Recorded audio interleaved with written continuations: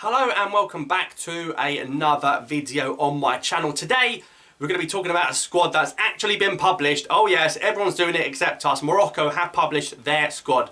Now the Moroccan team are an interesting crossroads for me, and for me the first big decision ahead of Morocco qualifying for the World Cup they've got spot on, and that is keeping Halilhodzic. If Morocco, and I know a lot of Moroccans are against Vahid, right? I'm telling you now, having experienced him managing my team, okay, keeping him is your best bet of getting him out of the getting Morocco out of the group. So we saw at the last World Cup they had a guy like Hervé Renard, the most paid manager in Africa at the time, finished bottom of the group below Iran.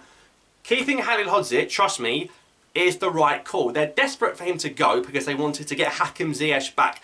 Interesting mentality difference. Algeria didn't want Delors back because he rejected call-ups, whereas Ziyech, ask most Moroccans, they'll take Ziyech back in a heartbeat. Maybe it's because Morocco don't have that bigger pool of players like Algeria do, but I think that no player is bigger than the national team, and you've had Ziyech at a World Cup and you came last. Now you've got a manager, is the last manager to take an African team, a North African team, out of a World Cup group.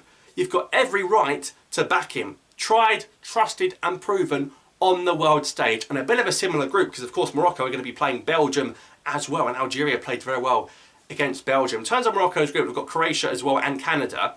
And this is a group that if Morocco get it right, if they get it right, they can come second to Belgium. Okay? But they have to get it right because I think they have Belgium and Croatia in the first two. So if they lost both, the Canada game would be a bit of a dead rub. It would mean nothing. So they've got to get something against Croatia. Of course, there's a lot of Moroccans living in Belgium. That'll be a bit of a spicier derby than when Algeria played them in 2014. I think most Moroccans won't, mind if I say they'll probably lose to Belgium, and that's probably being fair. And I think if we're being honest, Morocco should beat Canada in the last game. I think it's the last game. So it kind of comes down sort of a shootout against Croatia for second spot. And this is a team that, I know it's not a big name, this is a team that was in the World Cup final 4 years ago with a pioneer like Luka Modric in the centre of midfield. So let's go through their squad because it's not going to be long till they're naming their actual World Cup squad. And Halilhodzic starting to get a few players back on board. No Ziyech, and I don't think Ziyech would come back. I think you have to question Ziyech, whoever the manager is. For Ziyech not to come to a AFCON is a completely different story to not coming to a World Cup that comes along every 4 years and you're not guaranteed to qualify. But at the same time, respect to a manager that picks the players that got you there. So Morocco are going to play America in a friendly, and then their two qualifiers against South Africa and Liberia, which I think both games are in Morocco. So they're going to play the qualifiers a bit later. The friendly against America is going to be a key indicator of how Morocco get on against Canada. Because two similar nations, probably America a little bit better, and playing in America as well, USA will be favourites. But interesting to see how they get on against the North African side with the team that they have at the moment. First thing that's good for Morocco in this squad is that they got MAZRAOui back, who has now gone from Ajax to Bayern, which is an amazing move for them. They need to kind of get MAZRAOui and Hakimi in the same team. I see people want Hakimi at left back, MAZRAOui at right back. Fair enough, but if you know what I would do? I'd put MAZRAOui at right back, and I'd put Hakimi at right wing. Controversial, that's what I'd do. I think if you put them on the same side, and Hakimi whipping those balls in, we know how good Hakimi is from set pieces with free kicks going in and those sorts of things, then I think that worked. But getting MAZRAOui back in the squad is key for them. He's a really important player for Morocco and it strengthens their team. HARIT as well. I think he's the one that was involved in the car crash. That's the one that's also back in. I haven't seen HARIT play for Morocco for a while. I remember when he was in the French youth system, they were very pleased to get him on board. Haven't seen too much from him, but overall they've got Bonu, Mounir and Zaniti, I think, in goal, and then Saiss is a good centre-back option in the Premier League. You've got Naif Aguerd, who's linked to a move to my club, West Ham.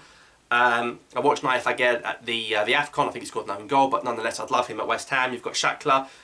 Messina got relegated with Watford, but I don't think he's the reason why, but he's going to be in the Championship, so that says a lot about that. And of course you've got your Hakimi, your MAZRAOui. I'm a big fan of the Amrabat at Fiorentina. I think he'll be in the Premier League one day.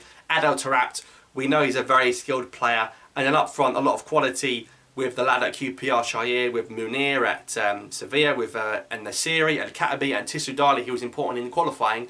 I think the lad from Barcelona they were trying to get on board is not here, is Al-Zuli.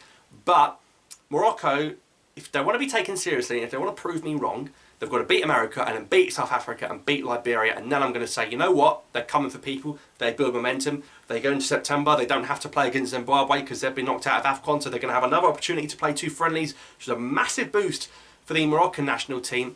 I just still think there's not enough there to get past Croatia. I don't think the quality is there. They've got good players, but Croatia have got good players all across the pitch, and with their experience at big tournaments, having gone to the World Cup final, the game against Spain at the Euros, an incredible comeback, I just think that Croatians will have too much for Morocco, and if Morocco to come third to Belgium and Croatia would be not like an embarrassing thing. It wouldn't be like the Iran one last time when they came last. This would be like, you know what, 2 decent teams, fair play. Certainly a much easier group than having Spain and Portugal, but I still think they'll come up short. I just don't think they're going to have enough to beat Croatia. They're going to have to probably play for it. The worst thing Vahed would do, like with Algeria, beat the weak team when Algeria beat Korea, so he has to beat Canada, and then get a point against Croatia. That's 4 points. That's half the time. That's enough.